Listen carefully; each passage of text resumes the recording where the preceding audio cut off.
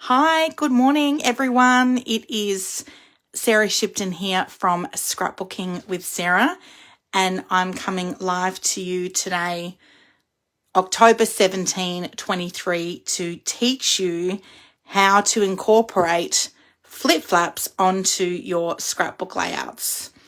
I am so excited to share this technique with you because this is one of my favorite techniques to do in my scrapbooking, and I absolutely love it. So I cannot wait to share this with you. Hi, Susan. Good morning. Thanks so much for watching live. I love that. Thanks for joining us. I hope you all had a lovely weekend. Hi, Mel. How are you? Thanks for joining us. I had my team retreat at Nanyara over the weekend, and I created this layout on the weekend ready to share with you all as part of our weekly challenge this week. And I wanted to think outside the box a little bit because we have a promotion that is running at the moment, which is called I Want Candy, and it is the version of our Halloween promotion. And we are past the trick-or-treating stage with our kids, obviously being 21 and 18. I've already scrapbooked all of my Halloween photos from when they were little. So this particular paper collection, the thing that I love about it is it actually has a lot of versatility to it. So if you are still taking photos of Halloween and celebrating Halloween, then you're going to love the paper collection with the Halloween specific bundle. So there is a Halloween specific bundle. This one's called Irresistible, and you will create 3 double-page scrapbook layouts plus a single-page scrapbook layout. You get all of the I Want Candy product in the scrapbooking workshop. But what makes it unique to Halloween is this stamp set and thin cut that is Halloween specific. You also get the puffy stickers. I love the puffy stickers. Now, because I'm past the Halloween stage, I used the other workshop, and this scrapbooking workshop is called I Want Candy. So you're going to do 3 double-page layouts with this collection. The workshop guide is on my website. I'll post a link in the comments at the end of the video. You get the same product with the papers and the stickers and the cardstock and the puffy stickers. But what makes this one workshop specific is the stamp set and the thin cut. So you can also purchase the components of the collection individually if you'd prefer just to have the papers and the stickers and the cardstock and the puffy stickers on their own. If you don't want the stamp or the thin cuts, you can get these items separately. But I bought the workshop because it is a great deal at 20% off. You get all of that product for $97. So with the workshop, you're going to create those 3 scrapbook layouts. But then I had some leftover paper that I wanted to create for this week's weekly challenge to show you an alternative layout that wasn't feminine based. Now, I have created the other 3 layouts. I'm going to share them with you afterwards, but I wanted to start with our weekly challenge here. So this week we are doing pattern 10, which is on page 24 of volume 3 of the Make It From Your Heart book. I have adapted mine just slightly. You can see here for the left-hand side layout, I've added an extra photo above this photo here. And on this side here, I have added a photo in this section here over my papers. And instead of having a 4x6 inch pocket card or pattern paper with the journaling box inside it, I've made my journaling box 3x4 inches and just overlapped that slightly. So I love that you can adapt any of the scrapbooking patterns to suit your particular style or your photos. Now, you'll note that the papers are all blue, so I've used Glacier cardstock for the base. And I think I have used the lighter side. I've used the lighter side of that cardstock.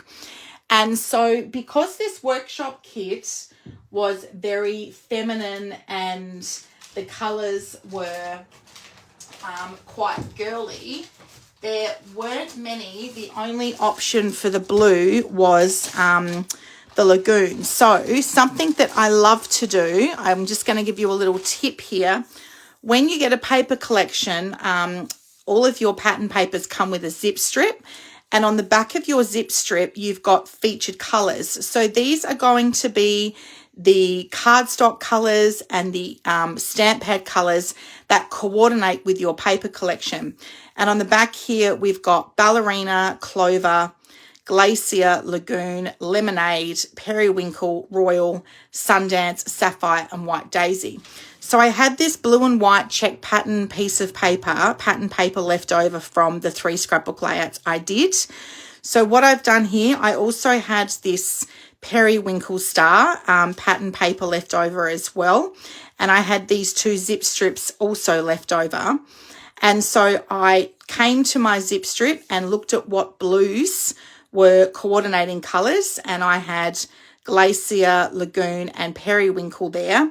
So I pulled out those cardstock colours and put my photos over the top of them to see which base looked best. And the lightest blue looked best because it just helped to make my photos pop a little bit better.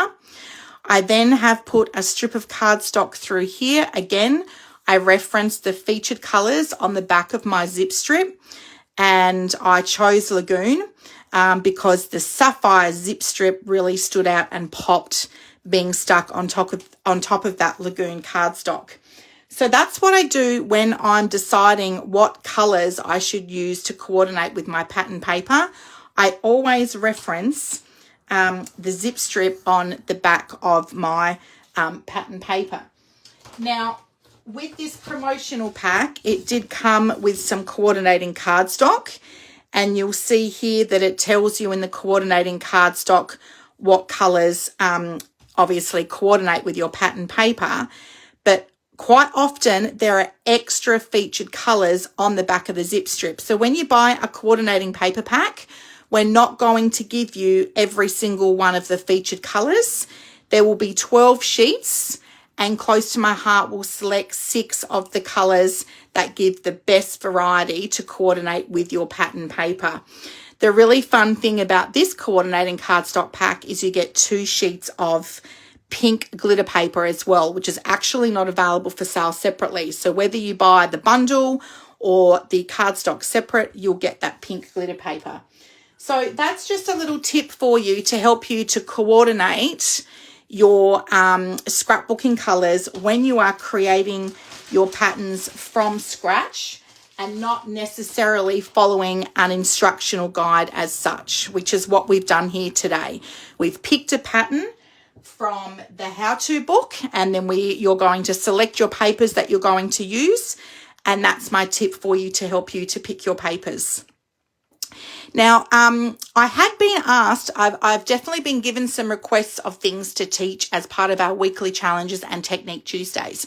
So if there's anything that you see or you'd like to learn a little bit more about, please don't hesitate in coming forward, sending me a message, popping a comment underneath, and letting me know if there's something specific you would like me to teach. One thing that popped up was how to, use the embellishments on your layout. So we've got our patterns in the how-to guide every month. You can see we've got the pattern and we pick our papers, but then it's like, oh, what do I do with my embellishments? Now I'm going to give you a little tip here. When I'm recreating the layout, I do look at where they have positioned the embellishments in the how-to guide for sure. I definitely reference those, and more often than not, I will try to apply my embellishments in the same place. The other great tip for you when it comes to embellishing is to envision a triangle on your page and have your embellishments clustered in a triangle format. So you can see I've got an embellishment cluster here, I've got an embellishment cluster up here, and I've got an embellishment cluster down here as well. I have got another little one here too. So I guess that would be like a sort of semicircle. But when you're thinking about where to cluster your embellishments, putting them in a triangular position, it just balances the page out aesthetically. And when someone's looking through your scrapbook album, the eye will naturally gravitate from the left-hand side of your layout across to the right-hand side of your layout. So popping your embellishments in that triangular format is a really great tip to help you if you're getting stuck with where to position your embellishments. If you've got the how-to pattern guide, then you can definitely reference the examples that are in the how-to guides, or you might look back at some other instructional guides from your workshop kits to help you to decide where to place your layouts. And sometimes less is more. Like, I don't want you to feel like you need to fill every available space with your embellishments. When it comes to putting my embellishments on the page, I do like to cluster them together in little groups of 3 to 5. You can see here I've only got 4. I've got some embellishment clusters over here by my journaling box, and then down the bottom here as well. And I also use 3D foam tape to cluster my embellishments as well. So you can see here I've got a little sticker title, I've got 2 of the puffy stickers, and then I've got just a normal sticker. And I have actually popped some 3D foam tape underneath the title sticker and this little sticker here. The Let's Party sticker title, I've put some 3D foam tape underneath that sticker as well. So you can see that that's just popping off the page a little bit there. And then over on this side, I've put some 3D foam tape underneath the group shot sticker, and I've positioned that sticker above the photo where there is a group shot of all the boys. And then down the bottom here, I've got some 3D foam tape underneath this sticker as well. So you don't have to put 3D foam tape underneath all of your stickers, but by putting those little clusters together and adding some 3D foam tape on 1 or 2 of them will help to make that pop. So in terms of embellishments, when you purchase a paper collection, your paper collection, you can buy a paper pack on its own, or you can buy a paper pack that comes with a sticker sheet, as you can see here. The collection often will come with another form of embellishments. So sometimes those embellishments are die cuts, sometimes they're stickers, sometimes they're glitter gems, sometimes they're glitter sparkles. There's always going to be a different type of embellishment. And in this case here, you can see these added embellishments were some puffy stickers. Now, I don't know about you girls, but these puffy stickers took me right back to when I was about 8 or 9 years old. I used to collect stickers. I had a sticker book, a big, massive scrapbook, and I used to collect stickers and I would stick them in my sticker book. So these puffy stickers were so fun, and you get so many, which I really, really love about that. The other way you can embellish is to use your stamp set. So whether you stamp an image or a title where your embellishment clusters are, or whether you stamp the image and then use a coordinating thin cut to incorporate as the embellishments. You can see here I have stamped out one of the, it's this one here. I've stamped the little lolly here, and then I've cut that out with the coordinating thin cut. Now, you can tell which stamp sets have a coordinating thin cut because there will be a black line around the outside of your stamp or your title. You can see here we've got a line on this one, this one, this one, this one, and this one, okay? Oh, and the chocolate as well. So that's my coordinating thin cut set. So you can use embellishments with stickers, the additional embellishments that come, or you can create embellishments using your stamp set and your thin cuts. And I'm going to share some of those with you in just a moment. So that's my tip for you to add embellishments, adding embellishments onto the page. In terms of your 3D foam tape, so we have our new Essentials catalogue here, which we just launched on September 1st. This will run all the way through till the end of August next year. And on pages 44 and 45, you've got the different type of adhesives that we offer in the range as part of our Essentials range. And 3D foam tape is one of those items. I am obsessed with 3D foam tape. You get 2 rolls of 3D foam tape, and you can see that there are different widths. So one roll is thicker and one roll is thinner. The tape is double-sided. This one is 3/8 wide, and this is 1/4 of an inch wide. And you get 75 inches per roll. With the 3D foam tape, there's a regular size and also a thin size. So the regular size talks about the width that pops up off the page. So the regular size comes off of your page 2 millimeters high, and then there's the thin, which is the 1 millimeter high. So that's really just a personal preference. Some of my customers don't like their albums to be super lumpy and add thickness to them before they put them in the album, so they get the thin 3D foam tape. I use just the regular size because I do like to see those embellishments really pop. All right. So what we're going to do now, I hope that's been some great tips for you in terms of that triangular pattern on your scrapbook layout and clustering your embellishments here together as well. So what we're going to do now is add a flip flap onto my layout. So when I copied this pattern from the how-to pattern book, you can see we've got my photos here. This only had 2 photos, but I added an extra photo up the top here because I had space. I had 3 photos down here, and I've added this extra landscape photo in here, which was the group shot of the boys. So quite often you can get extra photos onto your scrapbook layout. And one of the things I like to use to get then even more photos on my layout are the flip flaps. So the flip flaps are a self-adhering pocket. This is made from the same polypropylene plastic that our memory protectors are made from. You're going to see me slide that into my layout in just a moment. So they're the same quality. You can see that they're reinforced around the edges here, and they're going to have one open pocket here that you're going to slide your photo into. Now, a little tip for you is that when you are putting your photos into your flip flap, as you can see here, I like to stick my photos back to back on top of one of each other, so then it doesn't slide around in the flap. I do this for my flip flaps, and I also do this for my pocket scrapbooking. So all I do here is, using my Tombow adhesive, is I pop a little bit of adhesive on each of the backs of the photos. Now, it's important to think about the positioning of your flip flap, because some of the flip flaps will have the adhesive running along the thinner edge, and some of them will have the adhesive running along the thicker edge.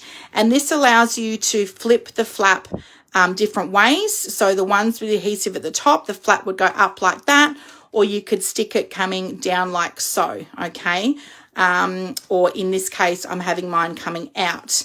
The other thing that I think about with my flip flap and where I'm positioning it as well is which way it's going to flip out, because for this particular photo here, I'm going to flip it out, okay? If I have it this way here, I'm going to flip it out and it's going to be covering that photo there, okay? The other thing I think about is that if I've got a photo that's very close to the inside of my album, when you're flipping it back this way, if you're using a D-ring, it won't lie flat. It will hit the rings in the middle of the album. So the positioning of the flip flap does actually, it can matter if it matters to you, I guess. So when I'm sticking my, let's say, for example, this was a portrait photo, and I'm going to have my adhesive at the top. That's actually going to flip upwards in my album, okay? So when I'm sticking my photo, if I'm going to flip it that way, I need to make sure my photo is upside down before I stick those 2 photos together. So when that flips, I'm going to see this photo on the top, and then I'm going to flip that up and I see that photo underneath, okay? But for this purpose, I've actually taken these out of an album where I haven't stuck them together. So I've put adhesive onto the back of each of those photos, and then I just line that up. So I'm just eyeballing that, and I'm sticking one photo over the top of the other. And then now those photos are stuck together, just to give you an example of that. So these ones here I have already stuck together. The other thing I like to think about with my flip flaps is which photo is going to sit on top. So I like to have the best photo on top. I'm kind of struggling with this a little bit because I love this photo of Jai. This was his 11th birthday party, and these are 2 of his best mates that he went all through primary school with. And so I love that photo, but I really love that group shot photo too. So I feel like I kind of should have had that on the top, but it's done now. I've stuck it down. So I've got my flip flap here. I've stuck my photos down back to back. I'm making sure that when I flip that out, I've got that photo the right way. And so what you're going to do here is your adhesive flap, you're going to fold that over. So when I stick that down, you're not going to see that adhesive strip, okay? So you don't want to stick it like that on your page where you're seeing the strip. You want to fold the adhesive strip back onto itself so that's closed over like so. And the pocket is open at the back. I'm going to slide my photo. I've already stuck these back to back. I'm going to slide these into my flip flap. And now I need to stick it onto my scrapbook page. But before you do that, you need to make sure that your scrapbook layout is in its page protector. So I'm going to slide this into its memory protector like so. I prefer to use the side loading protectors, so then my pages are sealed around the top and the edges here. And I'm just going to pop that in. I'm making sure that's nice and flush, and I'm just having a look to make sure that's good. Yep. So what I'm going to do now is I'm going to peel this piece of protective cover off the adhesive strip. And this can be a little bit tricky because it's very sticky, but don't worry. If you position it down and you get it in the wrong spot, you can peel it off. What I'm going to do is I want to make sure that I'm aligning my photograph over the top of the other photo, and then I'm pressing that adhesive strip down like so, and that's going to stick over the top of my memory protector. Now, you can see here that the adhesive strip is covered by the photo because it's actually flipping back on over itself. One thing to think about is that when you're putting your adhesive strip down, it will thicken that. So you can see that's just very slightly covering that child's face. It's not super noticeable. So that is one of the other things that I give some consideration to. I know that you can see that really well in the camera, but when I'm looking at this close up, I can see this adhesive strip is over his face. One thing you might want to give some consideration to, which I do in this case here, it was a little bit tricky. I probably could have put the flap at the top or the bottom and had it come up or down. There's definitely an option there.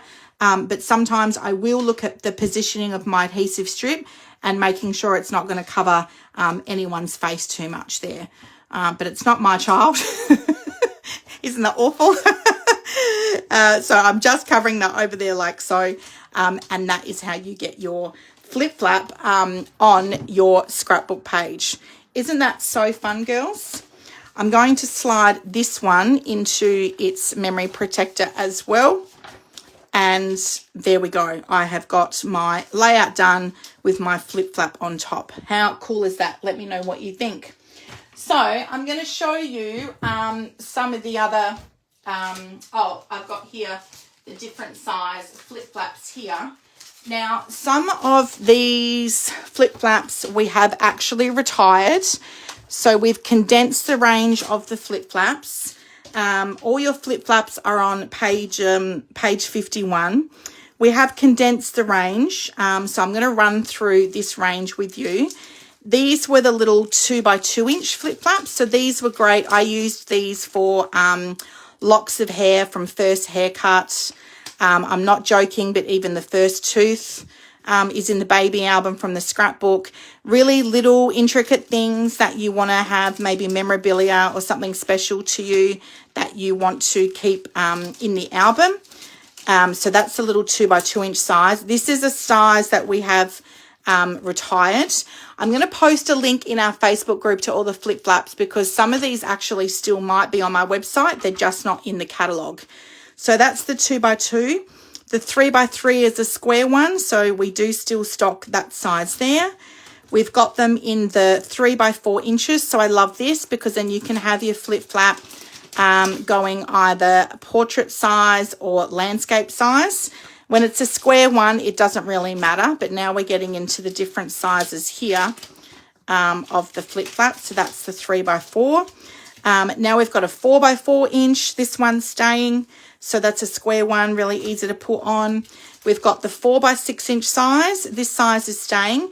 And this is what I was talking about before when you've got your flap on both the like the top, so I could have that going up that way, or I could have the adhesive strip at the bottom and having it flap down that way. So you get 12 in the pack, so 6 will have the adhesive running along the side, and then 6 will have the adhesive running along the top or the bottom, depending on which way you position your flip flap. The thing I love about the flip flaps is that these products are exclusive really to Close to My Heart. They are trademarked and patented, if I'm saying that properly. So these are a very unique product to our range. We've got the 5 by 7 inches. This is on the retiring list. We had the 6 by 12, which they've got rid of as well. These I know have definitely sold out. And then we've got the 8 by 12 inch flip flaps. These are great for certificates, memorabilia, class photos in scrapbooking. Stay tuned for next week's Technique Tuesday, because I'm going to show you how to incorporate memorabilia into your scrapbook layouts. So they are all the different size flip flaps on page 51, and I will pop a link in the comments below after I post this video with all of the different size flip flaps. These are some other examples where I've used flip flaps in the I Want Candy range. So this is layout number 1 of I Want Candy. It's called Life is Sweet. This was a pink ribbon breakfast that Kayla and I hosted in October of 2018 to raise funds for breast cancer research. Many of you know that my mother-in-law was diagnosed with breast cancer then, and so we did this beautiful breakfast to host and raise funds. I love that I've thought a little bit outside the square with this paper collection, because life is sweet. It doesn't have to be candy and lollies. It can be cupcakes and biscuits. And you can see here I've popped a flip flap on. I've got 2 flip flaps here. So I've got a 4 by 6 inch one going up like so, and then I've got a 3 by 3 inch one coming out here. This was really important to document.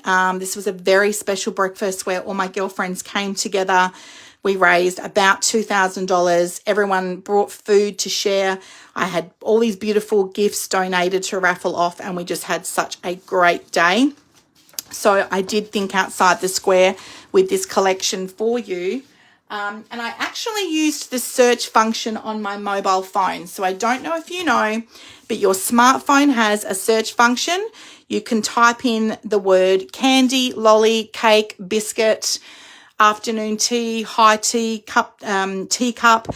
And then that is a great way to find photos that you have already in your photo library that you can print off to Scrapbook to coordinate with our paper collections if you're struggling to find photos for a collection, much like this one. This was one of my best friend's daughter's 18th birthdays that we had just a couple of weeks ago. As soon as I walked in and saw the colours of her balloons, I knew that I was going to print these photos to go with one of these layouts. This one's called So So Good, part of the I Want Candy range. You can see here I've got my flip flap coming out away from the left there. So I've got a beautiful group shot of the kids there, my favourite photo, and then you open that up with the 3 of them, and then a little selfie there, which is cute. I just love how the colours of the girls' dresses really coordinate with all of that collection here as well. So an 18th birthday. And this layout here, again, thinking a little bit outside the square. This was afternoon tea at Kensington Palace. I loved this sticker, the sweetest treat. And whilst I've got lollies here, we've got beautiful cakes and scones and chocolates and things. It was just the blues that I thought was so beautiful. The glitter paper really, really pops with this layout here as well. You've only got space for 4 photos. I don't have a flip flap here, but I have used a memory protector pocket plus. So this is an extra sleeve that sits in the middle of my album. I've got some 4 by 4 inch photos cut down here, and I turn that over and I've got my other 4 by 4 inch photos there. With the pocket plus, I also stick my photos back to back before I slide them into my pocket plus sleeve. So these particular sleeves help you to get extra photos into your layout. They're just not necessarily stuck onto the base of the scrapbook page. and all the range of your Pocket Plus protectors are on the same page, 50 and 51, with your flip flaps. So these Pocket Plus protectors are made with the same product that the memory protectors and the flip flaps are made. You can see that there are holes in the back here. And so when I go to put this in my album, this will sit in my album, and you will turn it like a page in your album with your scrapbook layout. So just wanted to share the memory protector Pocket Plus with you as well. So they are the layouts for the I Want Candy collection. Some more memories documented and scrapbooked, and of course the beautiful boy page as well. So I wanted to show you an alternative to that collection. As you can see, it looks very feminine and girly, but the boy photos look great on there. I have to tell you, I used the search function and I found these photos. I may have searched ice cream, but it could have actually popped up with the lollies. Now, let me tell you, girls, I completely forgot that my son had a ice cream candy cake for his 11th birthday. I forgot it even had a pool party for his 11th birthday because it was, you know, several years ago. But how cool that that search function on my phone has enabled me to find those photos, print off a handful of my favorite ones, scrapbook them, and now those memories are documented forever in our album. I'm so happy with that. So have a practice with that search function on your phone, girls, and I'd love to see you scrapbook some beautiful photos that you have and document some stories and memories of the I Want Candy collection as well. I can't wait to see what you come up with this week for the weekly challenge. Thanks so much for watching, everyone. I'll post this video so we can watch it back. Enjoy the rest of your day.